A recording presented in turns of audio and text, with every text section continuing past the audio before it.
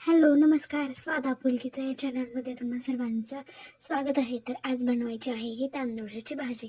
तर सुरुवातीला तांदूळाची भाजी निवडून धुवून ठेवली आहे.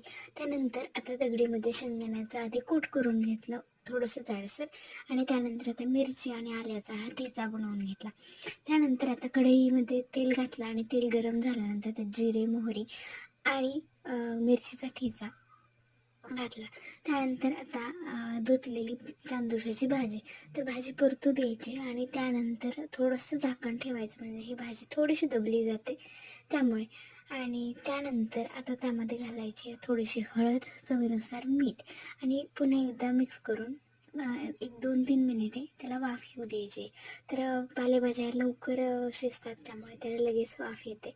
त्यानंतर त्यात घालायचं शेंगदाण्याचं कूट आणि ही अशा प्रकारे आपली तांदूळाची भाजी तयार आहे. तर ही भाजी भाकरीसोबत खूप